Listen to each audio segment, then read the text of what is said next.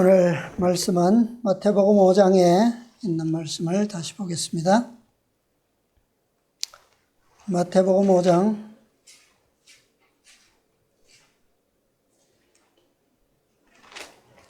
13절에 있는 말씀을 보겠습니다.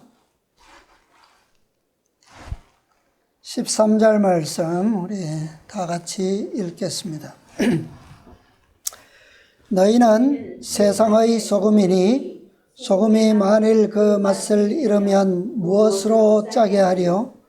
후에는 아무 쓸데없어 다만 밖에 버리워 사람에게 밟힐 뿐이니라. 아멘. 예, 오늘은 이 소금에 대한 교훈의 말씀으로 함께 은혜를 나누겠습니다. 제가 이 이메일이 나오고 이메일이 사용된 게 한참 되기는 됐죠. 그래도 이 이메일이 나올 때 참 무엇으로 하면 좋을까 참 그 새로운 메일을 만들 때마다 많이 고민하고 찾아보고 그렇게 했었어요. 하다가 몇 년 전에 메일을 새로 만들면서 제가 SLSEKANG라는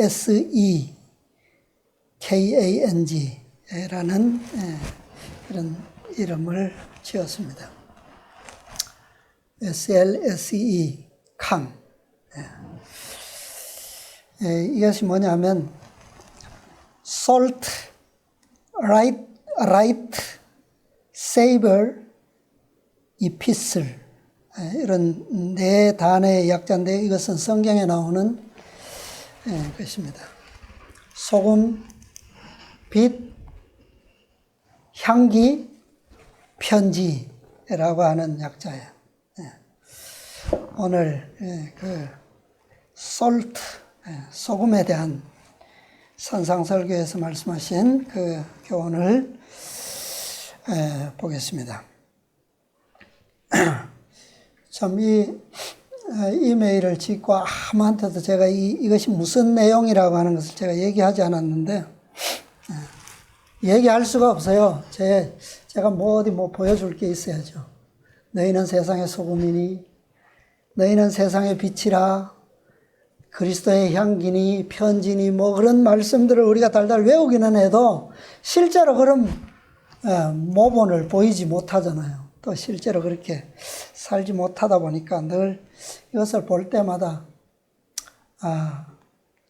다짐하고 이렇게 또 새로운 마음을 먹어보기도 하고 그렇게는 하지만 그래도 아직까지는 이것을 당당하게 이렇게 증거할 수 있는 그런 생애를 살지 못하다 보니까 늘 부끄럽고 그렇습니다. 자, 산상보훈 35페이지. 너희는 세상의 소금이니 첫 문단에 보면 소금은 그 보존성 때문에 가치가 있다 그랬습니다. 무엇 때문에요? 보존성. 자, 소금이 가진 보존성이 뭡니까? 어떤 특성을 얘기하죠? 부패되지 않는 특성. 또요. 부패시키지 않는 보존의 특성 참 중요하죠? 아주 필수적인 겁니다. 또 소금이 가진 또 중요한 특성이 또 있죠? 뭡니까? 맛을 내는 거예요.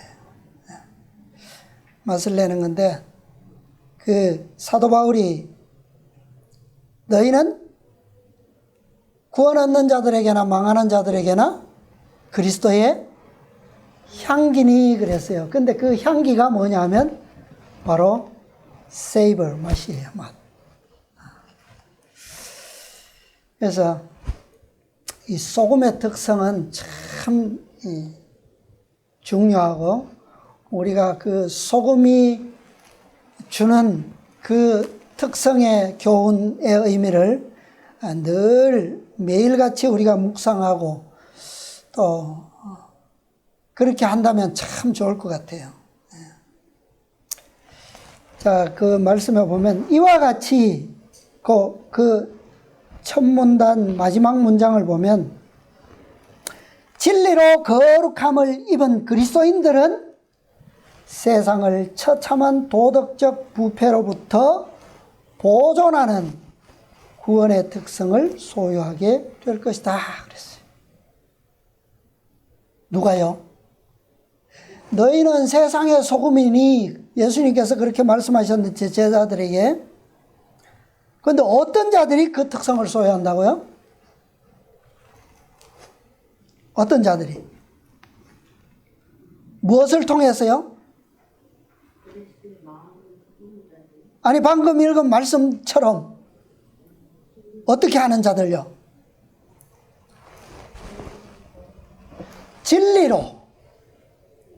진리로 거룩함을 입은 그리스도인들. 그들이 뭐다? 그들이 너희들이다는 거예요. 그죠? 여기서 너희는 누굽니까? 세상의 소금이란 말이에요. 그죠? 소금. 근데 그 세상에 부패시키는 가마로부터 구원에 이르게 하는 아름다운 스위트 세이버라 그랬거든요. 그것을 발산할 수 있는 그리스도인들은 무엇으로 그렇게 된다고요? 진리로 말미암아. 진리로 말미암아. 그런데 과연 여기서 말씀하는 진리는 무엇일까요? 진리는. 자, 우리 또 살펴보기로 하고요. 세상의 소금이 되기 위해서는 먼저 내가 뭐가 되어야 합니까? 내가 먼저 소금이 되어야 되죠. 그죠? 예. 세상으로 하여금 소금에 부패시키는 더러운 가마로부터 보존시키는 소금의 역할, 유익을 전하기 위해서는 내가 먼저 뭐 되지 않아야 합니까? 예, 부패되지 않아야죠. 그죠? 그 부패된 가마로부터 내가 먼저 구해냄을 받아야 합니다. 네. 자, 이렇게 될 수 있는 것은 이 도덕적인 부패로부터 우리의 영혼이 구원받을 수 있는 것, 보존될 수 있는 것은 이 영적인 어떤 작용에 의해서 이루어지는 것인데, 자, 소금이 부패되는 것으로부터 어떤 물질들을 보존하는 것은 어떤 작용에 의해서 그렇습니까? 무슨 작용? 그것은 바로 소금이 가진 특수한 작용이 있죠? 그걸 뭐라 그럽니까? 삼투작용이라 그럽니다. 삼투작용. 삼투작용은 우리가 잘 알죠? 이 고농도와 그 다음에 저농도의 이 용매가 있을 때에 이 저농도 쪽에서 고농도 쪽으로 용매가 이동하는 작용을 삼투작용이라고 그래요. 중간에 막을 두고 그것을 서로 뭐가 같도록 농도가 같아지도록 하는 그 작용이 삼투작용이에요. 그래서 우리가 생활에서 가장 쉽게 볼 수 있는 삼투작용이 어디서 나타나죠? 배추절일 때, 그죠? 네. 배추는 물을 거의 한 95% 이상, 98%까지도 물이에요, 물. 그런데 소금물을 거기다 소금물에 배추를 집어넣으면 어떻게 됩니까? 배추에 들어있던 그 저농도의 물이 소금물에 의해서 쫙 빠져나오죠. 그래서 배추가 어떻게 돼버려요? 홀쭉해지죠. 그래서 이제 삼투압 작용에 의해서 그렇게 된 거예요. 소금이 배추로 들어가는 게 아닙니다. 들어가는 게 아니고, 배추에 있던 그 저농도의 물이, 수분이 고농도의 염분에 의해서 빠져나오는 거예요. 물론 빠져나오면 공간이 생기니까 소량의 소금도 들어가게 되죠.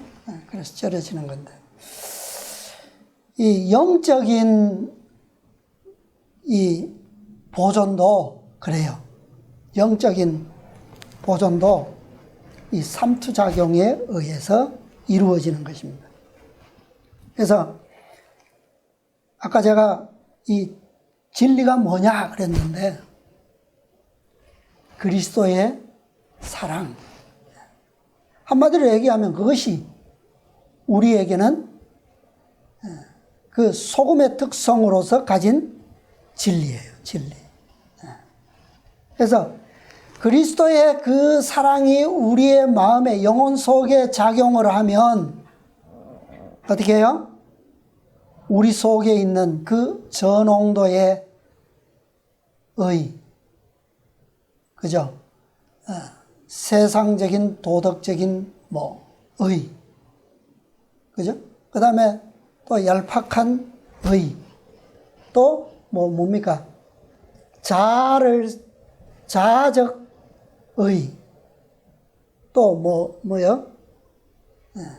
이런 것들이 이제 죄의 수분을 머금고 있는 그 불완전한 것들이 싹 빠져나옵니다.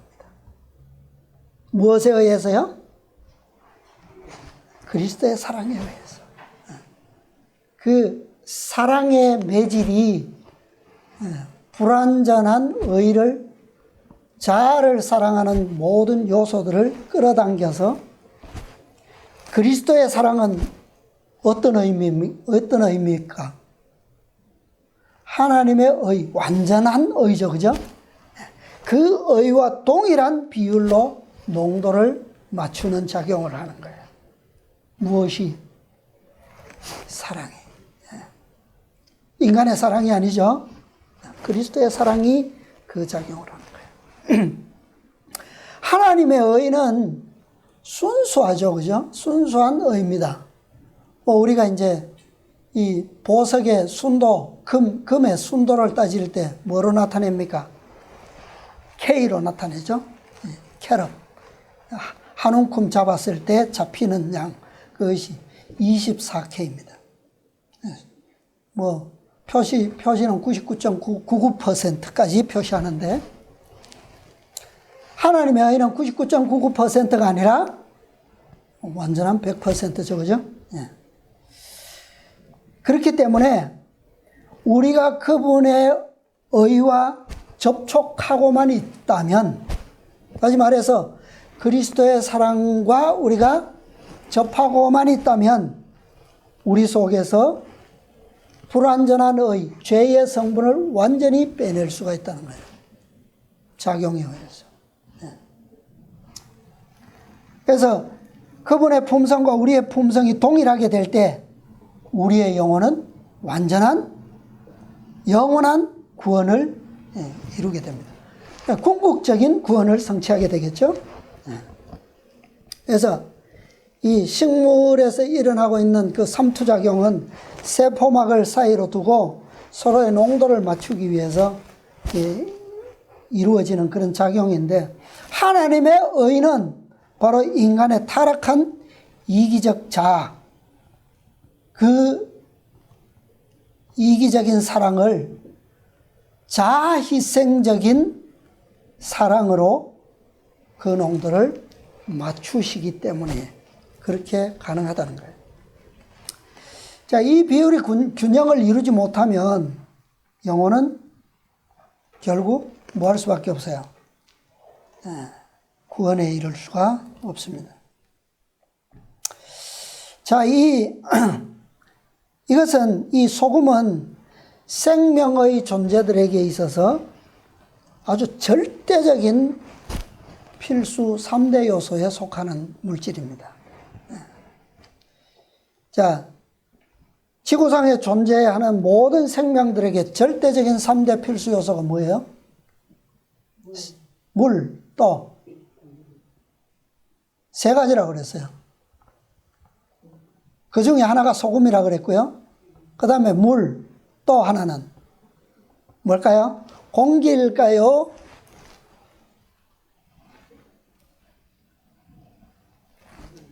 빛입니다. 빛. 물과 빛과 소금이에요.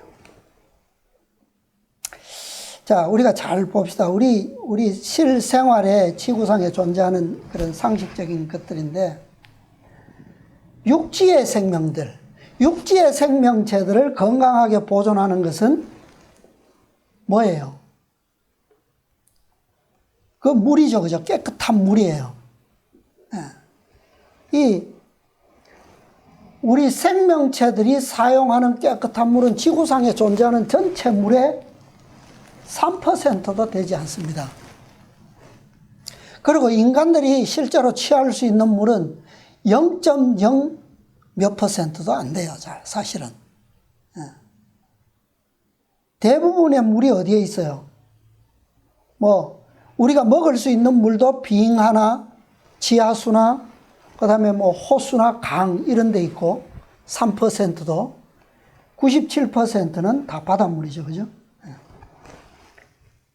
그럼에도 불구하고 모든 육상 생물들의 그 몸은 무엇으로 구성되어 있습니까? 대부분이 70% 이상이 물이죠. 그렇지만 이 모든 살아있는 생명체들은 결국은 뭐 할 수밖에 없어요?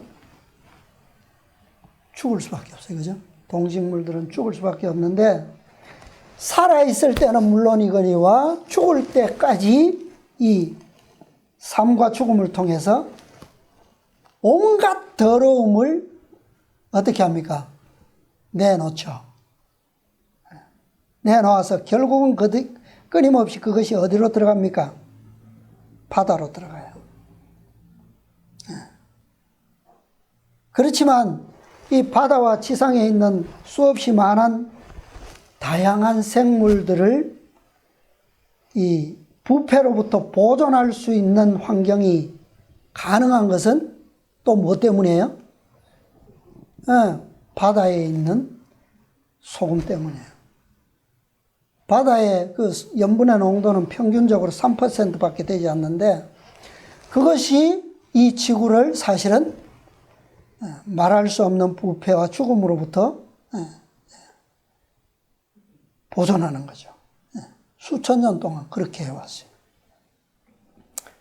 근데 이 물과 소금은 3%, 인간이 취할 수 있는 물은 0.0 몇 %, 또 그 전체 다 해봐야 3%.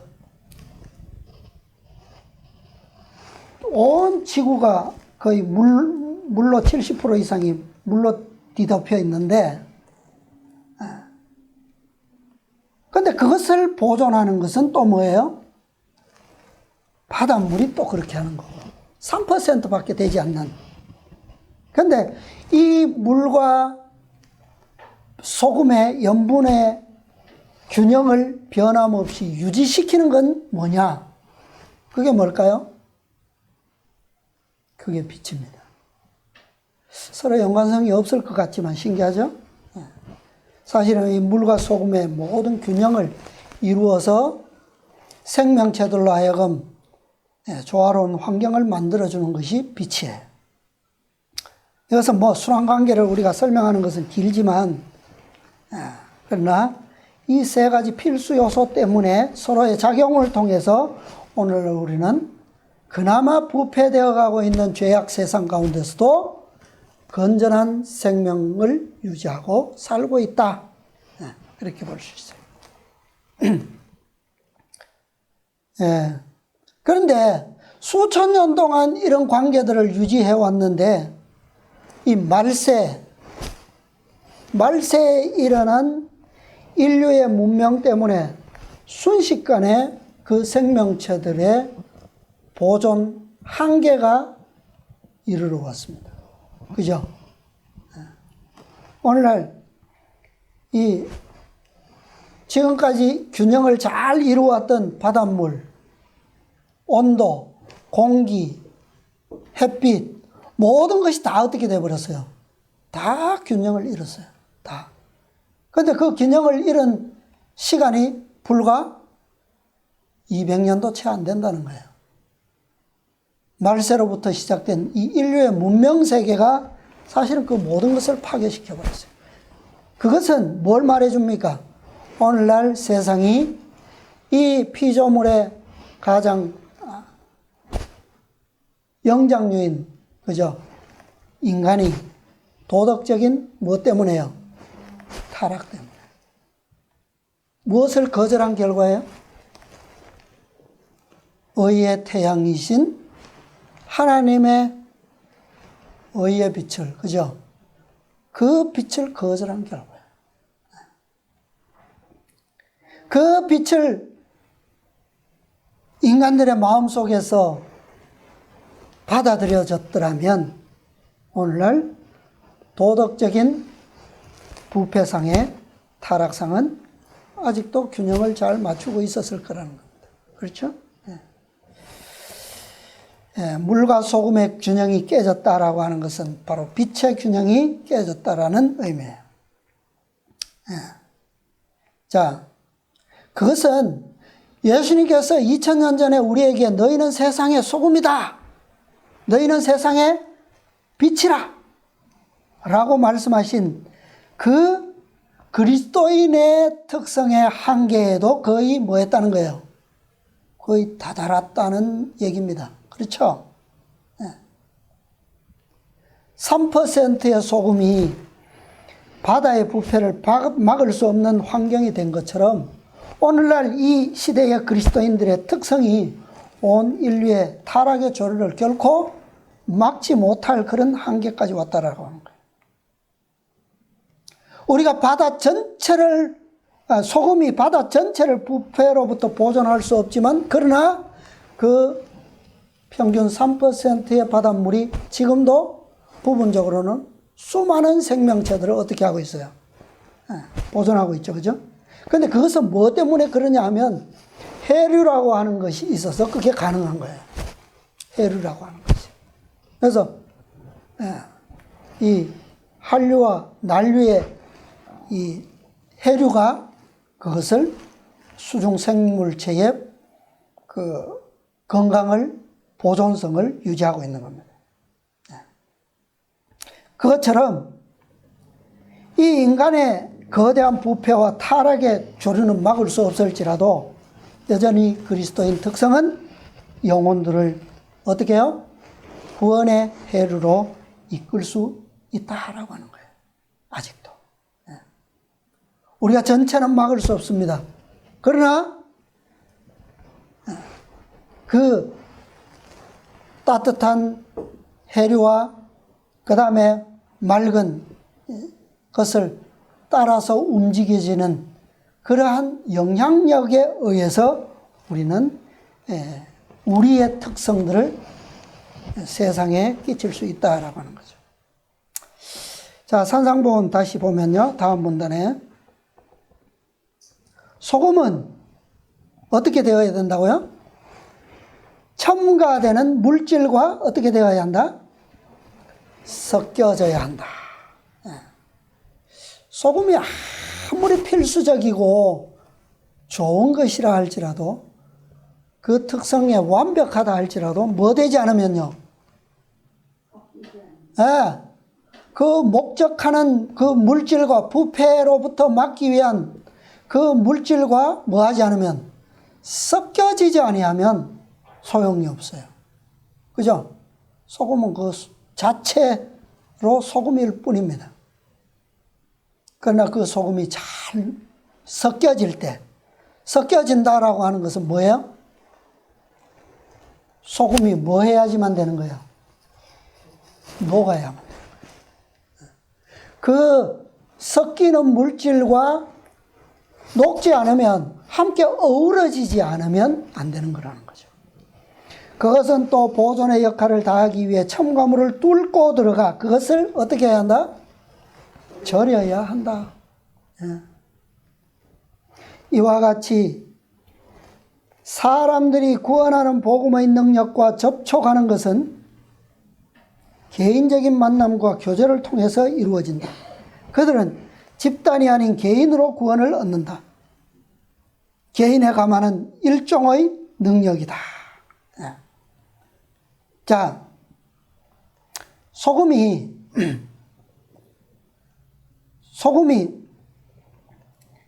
이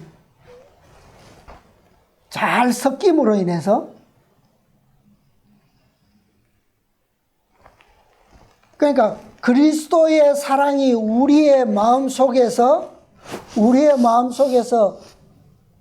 그 작용을 삼투작용을 할 때에 우리는 그렇게 우리 스스로가 보존되는 그 능력에 의해서 보존될 수가 있죠. 그래서 개인적으로 우리는 그렇게 소금의 유익을 그리스도의 사랑의 유익, 다시 말하면 구원이죠. 그죠? 영생을 누리게 됩니다. 자, 그 다음에 두 번째로, 그러므로 우리는 유익을 주고 싶은 사람이 있으면 그렇게 되었을 때, 그죠? 그들과 밀접한 관계를 가져야 한다. 그죠? 소금의 첫 번째 역할은 우리 몸의 육체적인 세포를 보존하는 실제적인 역할입니다. 그죠? 우리 자신의 세포를 보존하는 역할이 첫 번째예요. 자, 우리가 음식을 취할 때에 뭐가 함께 들어옵니까? 소금이 들어오죠? 들어오면 먼저 그 소금은 우리에게 염산을 만들어주죠. 그래서 그 위액을 통해서 우리의 이불을 통해서 들어오는 모든 음식물들에 들어있는 잡균, 더러운 균들과 독소들을 살균시키고, 그 다음에 그 위액의 강한 작용을 통해서 소화작용을 돕죠. 이루어집니다. 그 다음에 그 소금은 두 가지의 성분으로 이렇게 결합된 물질인데 나트륨과 염소로 결합되어 있죠. NaCl입니다. 그런데 이 나트륨 성분은 그 이온이 우리 몸의 안에 세포 안에서 중금속 같은 거, 그 다음에 각종 노폐물들, 그죠? 이런 것들을 이 나트륨 이온에 착 잡아서 붙여요. 그렇게 해서 몸 밖으로 배출시키는 그런 청소부 역할을 하는 것이 바로 소금 성분 중에 나트륨 이온이 그런 역할을 합니다. 그래서 이런 역할을 하지 않으면 우리 몸이 어떻게 돼요? 붓고, 그 다음에 막 노폐물에 의해서 축적되면 피로해지고, 그죠? 각종 문제들이 생깁니다. 이 작용을 끊임없이 해주기 때문에 우리의 몸은 계속 기를 회복하면서 살고 있는 거예요. 자, 그 다음에 이 혈액 속으로 들어간 이 염분은 온 몸을 돌죠. 돌면서 세포들의 신진대사를 촉진시키고, 그 다음에 체액의 삼투작용을 통해서 균형을 유지시킵니다. 모든 세포를 건강한 상태로 유지시켜요. 염분이 부족하게 되면 체액의 삼투압 균형이 무너져서 세포를 변질시키게 되고 각종 질병이 오게 됩니다. 그것이 병의 시작이에요. 그래서 흔히 옛날에는 그냥 소금 뭐 이렇게만 얘기했지만 오늘날은 그것을 더 과학적으로 세분화시켜서 뭐라 그럽니까? 미네랄. 우리가 각종 미네랄이 있는데 그 각종 미네랄의 풍부성은 소금에 가장 많이 있어요. 그런데 소금도 오늘날 여러 소금들이 있잖아요. 그죠? 소금의 종류가 많이 있는데, 그래서 미네랄이 가장 풍부한 소금은 어떤 소금이라고 그럽니까? 천일염. 천일염이라고 그러거든요. 소금은 또 뒤에 보기로 하고요. 그래서 자, 두 번째 소금에 우리 몸에서 하는 그 중요한 역할은 뭐냐면 몸의 세포와 기관들을 관장하는 신경계, 이 신경계의 신경 전달 물질로서 절대적인 요소입니다. 그래서 이 염분이 부족하면 이 신경 전달이 제대로 되지 않기 때문에 신경계에 문제가 와요. 그래서 신경세포의 조절에 아주 중요한 장애가 생기게 됩니다. 자, 이 두 가지의 역할은 아주 절대적인 우리의 건강에 있어서 필수 요소인데, 자, 이것은 영적으로도 마찬가지죠. 그죠? 자, 개인적으로 뭐 한다고요? 이 소금의 유익성, 우리의 세포들을 건강하게 유지하는 일에 직접적으로 작용을 합니다. 무엇이요? 그리스도의 사랑. 이 사랑의 특성이. 그 다음에 두 번째 역할은 신경 전달 요소라 그랬죠. 그래서 도덕적으로 말씀의 원칙에 믿음으로 자립할 수 있도록 빛을 전달하는 역할을 이 소금의 역할, 그리스도인 사랑이 전달을 하는 거예요. 그러니까 우리만 살아서 되는 게 아니잖아요. 누구도요. 이 빛을 아직 자립할 수 없는 영혼들에게 뭐요? 그리스도인 사랑의 빛을 우리를 통해서 뭐 하는 겁니까? 전하도록 하는 이 두 가지의 사명이 바로 이 그리스도인 소금으로서의 사랑을 우리에게 주신 목적입니다. 그래서 자, 그 다음에 산상보훈 다음 문단 또 보겠습니다. 36페이지. 소금의 맛은 그랬죠? 소금의 맛은 뭐라고요? 여기에 나오네요. 그리스도인의 생명력인데 곧 마음 가운데 있는 뭐다? 그리스도의 사랑과 생애를 가득 채우고 있는 그분의 뭐? 의. 그것이 곧 뭐라고요? 소금이 가진 특성, 맛, 곧 맛이다 그랬어요. 의를 나타낸다. 그리스도의 사랑은 파급적이며 진취적이다. 그러므로 그것이 우리 마음에 있으면 반드시 다른 사람에게로 뭐하게 마련이다? 뭐 때문에? 무슨 작용에 의해서? 사랑의 삼투작용이죠. 그죠? 예, 삼투작. 이건 자연스럽게 일어나는 겁니다. 서로 섞이기만 하면 뭐요? 닿기만 하면 이루어지는 작용이에요. 아무리 막으려도 막을 수가 없습니다. 이 작용은. 그죠? 예. 우리의 마음속에 뭐가 있으면 그리스도의 사랑, 그분의 의가 있으면 다른 사람들에게로 어떻게 흘러간다고요? 저절로, 자연스럽게. 왜요? 그게 사랑이 가지고 있는 특성이라는 거예요. 특성. 파급적이며 진취적이다 그랬어요. 우리는 그들과 더욱 가까이 접촉하게 될 것이고 그들의 마음은 우리의 이타적인 관심과 사랑에 의해 뜨거워질 것이다. 진실한 신자들은 목표로 하고 있는 영혼들에게 침투해 들어가 새로운 도덕적 능력을 제공하는 생명력을 발산한다.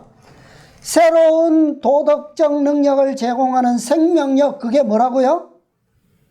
아까 그랬잖아요. 그리스도의 사랑과 생애를 가득 채우고 있는 그분의 뭐요? 의. 이것을 발산한다는 거예요. 그러면 또 다른 영혼 속에서 그것이 작용을 하도록 만든다는 거죠. 변화시키는 일을 하는 것은 사람 자신의 능력이 아니고 누구의 능력? 성령의 능력이다. 네.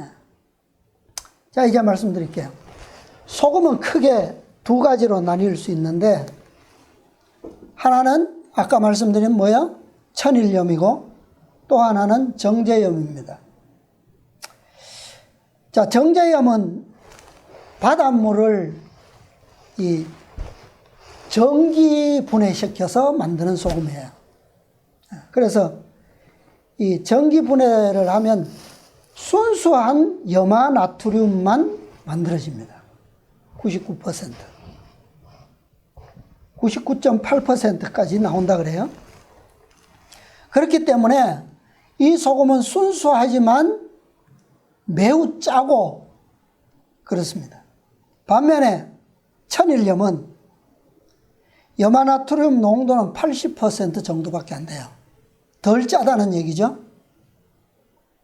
그런데 거기에 뭐가 들어있냐면 마그네슘, 칼슘, 칼륨 뭐 이런 각종 미네랄이 들어있어요.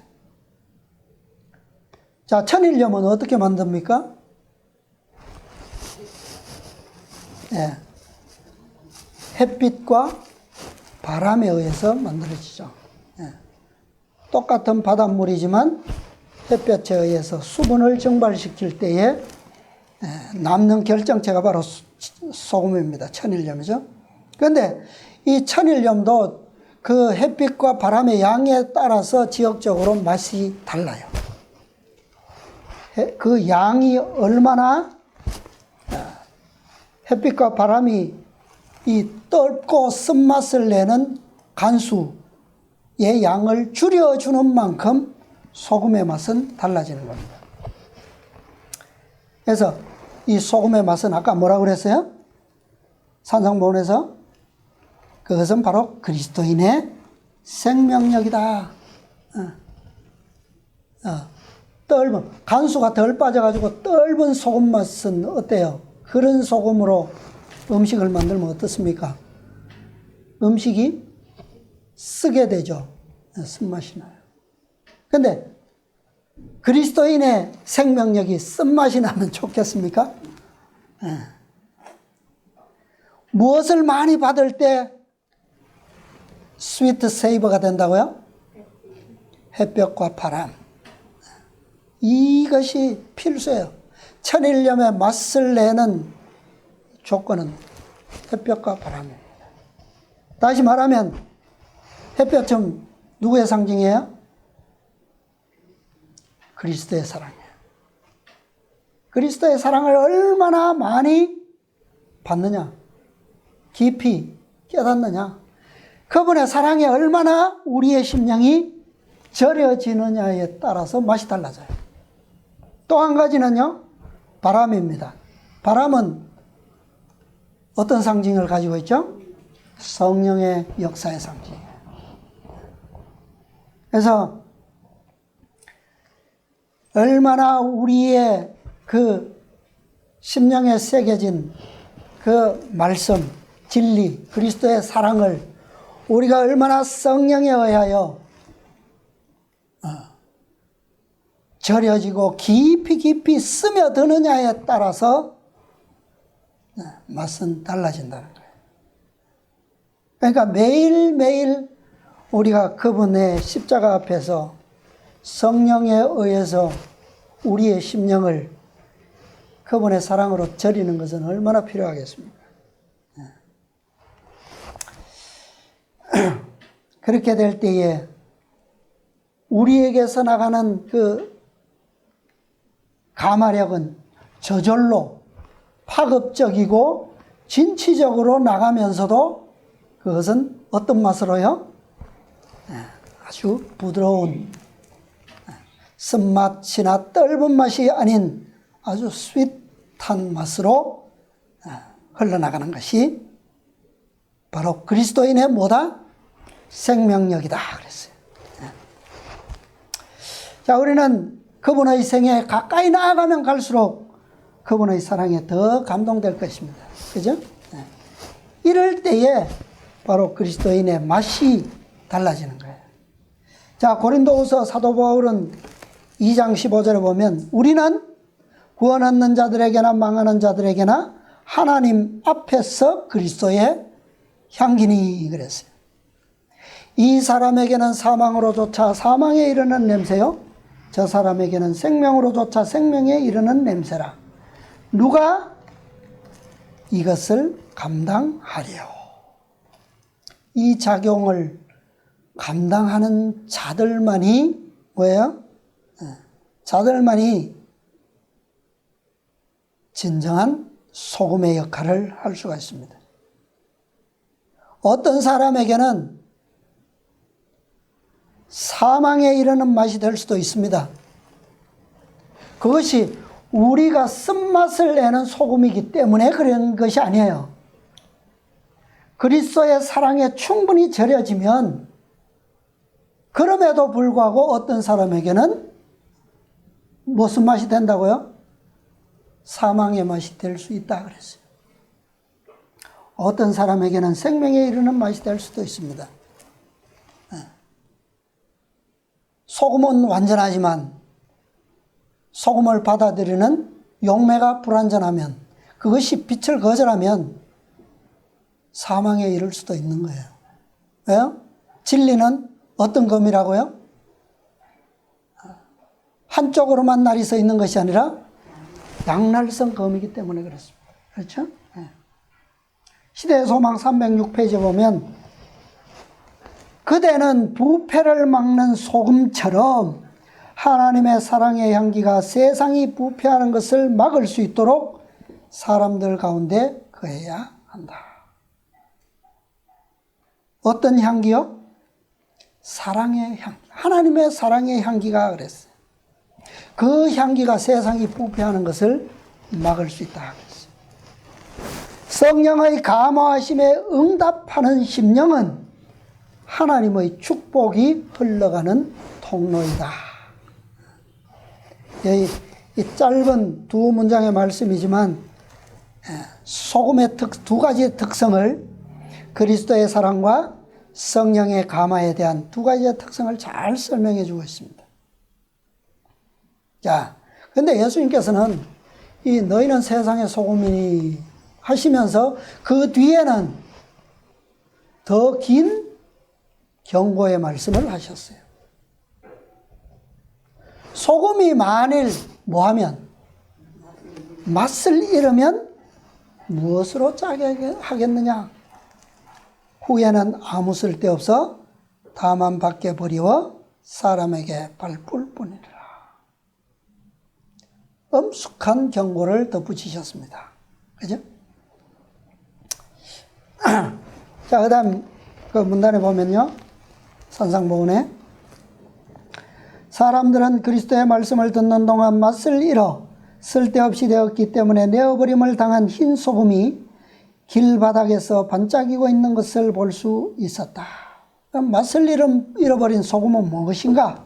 그것을 설명하고 있죠. 그것은 바리새인들의 상태와 그들의 종교가 사회에 미치는 영향을 잘 나타내었다.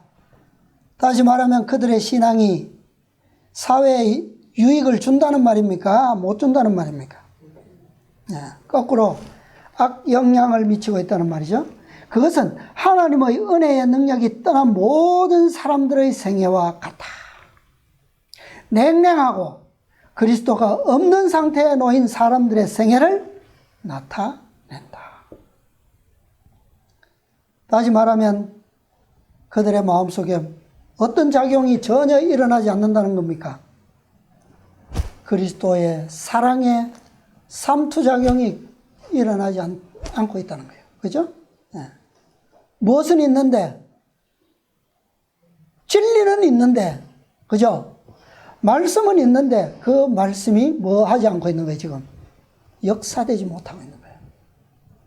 그러니까 진리는 마음에 있는 것이 아니라 그런 사람들에게는 어디에 있을 뿐이라는 거예요. 입술에 있을 뿐이라는 거죠. 그 다음에 나오죠. 그 신앙 고백이 어떠하든지 간에 사람들과 천사들은 이런 사람을 맛이 없는 불쾌한 존재로 생각한다. 그리스도께서 내가 차든지 더없든지 하기를 원하노라. 내가 이같이 미지근하여 더없지도 아니하고 차지도 아니하니 내 입에서 너를 토하여 내치리라. 고 말씀하신 것은 이런 사람들에 대한 것이다.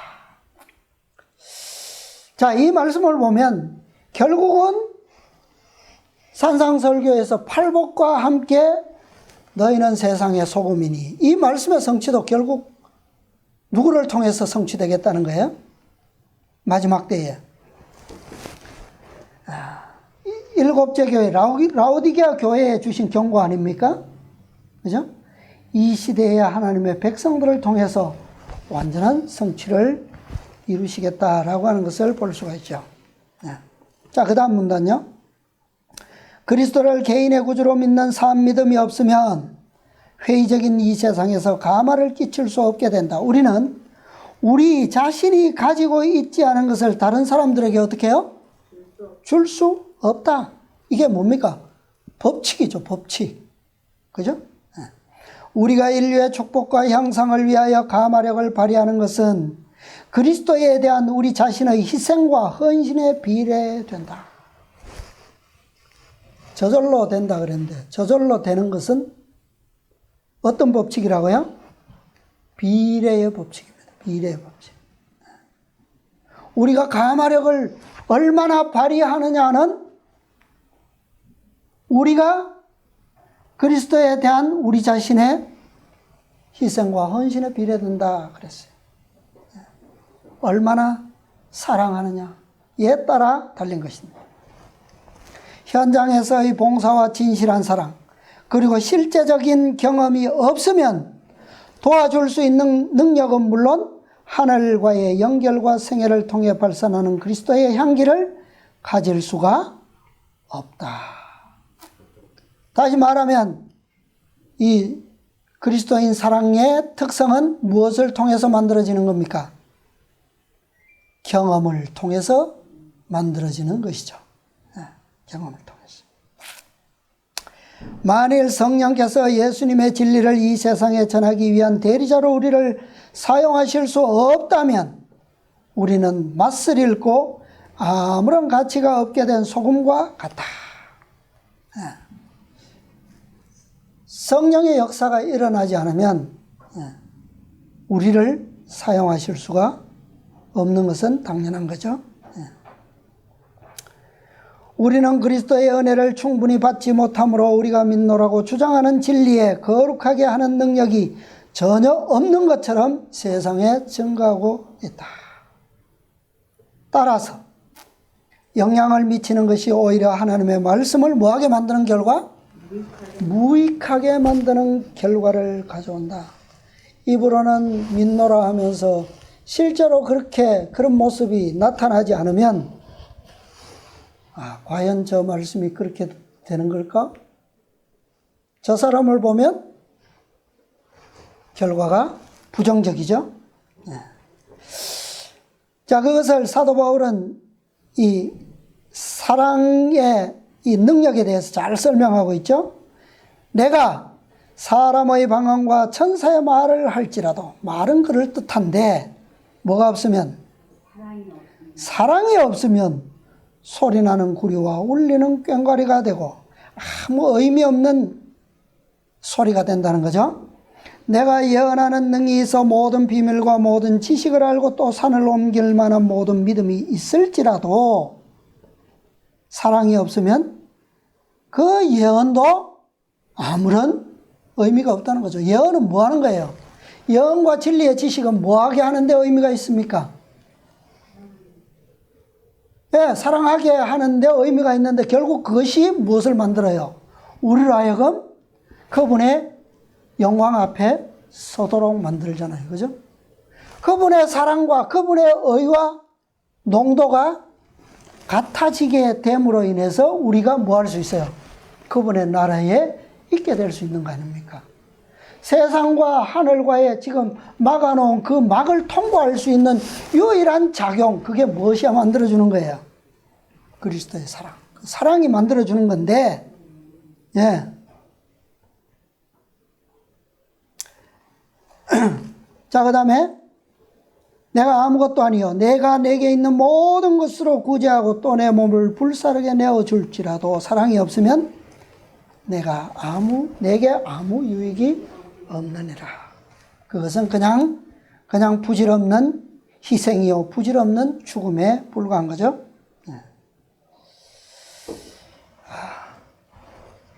중요한 것은 뭡니까?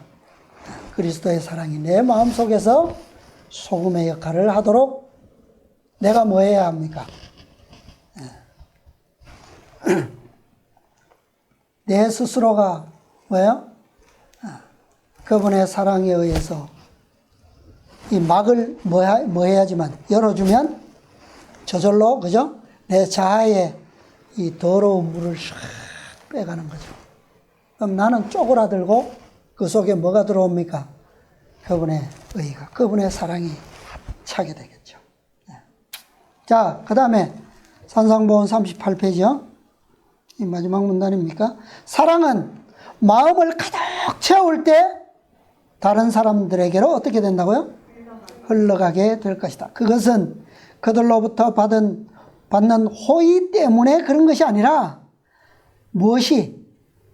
사랑의 본질이 원래 활동하는 것이기 때문이다. 아까 뭐라 그랬어요? 그것은 파급적이고 진취적으로 흘러간다 그랬어요. 그것이 사랑이다 그랬어요.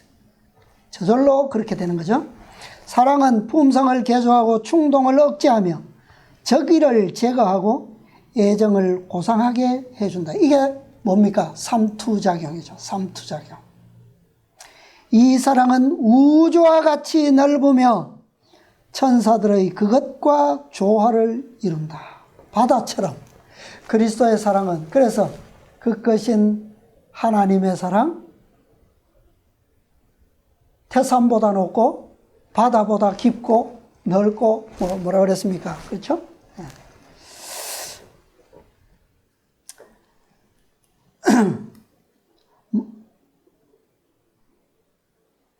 마음 가운데 사랑을 간직하면 그것은 온 생애를 즐겁게 해주고 온 누리를 그 고유의 행복으로 덮어준다. 그 엄청난 사랑이 이렇게 하는 게 뭐 힘들겠습니까? 어렵겠어요?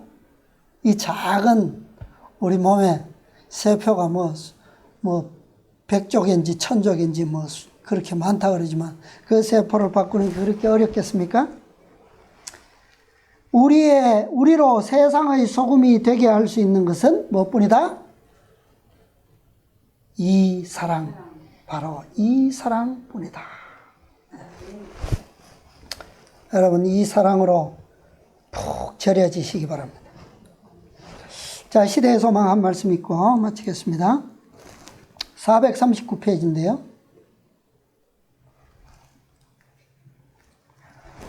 의문의 제사에서는 제물마다에 소금을 쳤다. 향을 피우는 것과 같이 이것은 그리스도의 의만이 그 제사를 하나님께 간합되도록 만들 수 있다는 것을 의미하였다. 예수께서는 이 관습에 대하여 언급하시면서 너희 속에 소금을 두고 서로 뭐하라? 화목하라고 말씀하셨다. 자신을 하나님이 기뻐하시는 거룩한 산제사로 드리고자 하는 자들은 다 구원하시는 소금인 우리 구주의 의를 받아야 한다. 그때에야 그들은 세상의 소금이 되어 소금이 방부의 역할을 하는 것처럼 사람들 중에서 죄악을 방지한다. 그러나 소금이 그 맛을 잃으면, 즉 그리스도의 사랑이 없이 경건의 모양만 있다면 선을 위한 능력은 조금도 없게 된다. 그런 생애는 세상에 구원하는 가마를 끼칠 수 없다. 예수께서는 나의 나라를 건설하는 데 있어서 그대의 정력과 능력은 그대가 나의 영을 받는 여부에 달려 있다고 말씀하신다. 생명에서 생명에 이르는 향기가 되려면 그대는 나의 은혜에 참여하는 자가 되어야 한다. 그렇게 될 때 경쟁심, 이기심, 높은 지위에 대한 욕심 등이 사라질 것이다. 그대는 자신의 부를 구하지 아니하고 다른 사람의 부를 구하는 그런 사랑을 가질 것이다. 아멘. 예. 지금까지 산상보훈에서 말씀하셨던 그 말씀이 여기에 한 문단 속에 또 잘 정리가 되어 있죠. 예. 예수님의 사랑, 그 하나님의 의, 그것을 받지 않으면 우리는 예수님께서 명하신 너희는 세상의 소금이니 그 사명을 결코 이룰 수 없다 그랬어요. 받아야만 줄 수 있는 것이 있다 그랬어요. 우리가 받되 정말 머리로만 받지 아니하고 마음으로, 그죠? 그것을 받을 때에 우리는 정말 감당할 수 없는 그런 파급적인 사랑, 진취적인 사랑. 그래서 누구든지 그 사랑 앞에서는 뭐 할 수밖에 없습니까? 어떤 감정과 어떤 적의와 어떤 장애물 앞에서도 다 스르르 녹게 되는, 그죠? 그게 뭐예요? 소금이 가지고 있는 가장 놀라운 특성이에요. 그것이 삼투작용. 자, 우리가 최근에 이 엘리사의 복음 사명을 통해서 우리가 많은 교훈을 배웠죠. 우리는 그 사명을 위탁받은 그리스도인들입니다. 엘리사는 이 소금을 가지고 어떻게 했어요? 무엇을 고쳤어요? 저주의 샘물을 고쳤어요. 그죠? 저주의 샘물. 오늘날 이 세상도 아주 그 저주로부터 더럽혀져 있죠. 사단이 만들어낸 그 악독으로부터 우리가 우리의 마음이 그리스도의 사랑으로 새 그릇이 된다면 그리스도의 소금을 받을 때에 그것은 이 세상에 있는 그 저주의 샘물들을 구원의 물로서 바꿀 수 있는 그런 자연스러운 능력이 나가게 될 것입니다. 그 사명이 여러분과 저에게 주어져 있고 우리는 또 그분의 약속과 능력에 의해서 성령의 역사를 통해서 그 사명을 감당케 하시겠다고 약속하셨습니다. 우리 모두 그리스도의 보혈의 사랑의 소금, 그 소금에 깊이 절여져서 깊은 맛을 내는 그런 그리스도인이 되어서 풍성한 사명을 성취하게 되는, 그래서 하나님의 보좌 앞에서 같은 사랑으로서 찬양하고 화답할 수 있는 그런 축복의 그리스도인들이 되기를 간절히 바라면서 오늘 말씀을 마치겠습니다.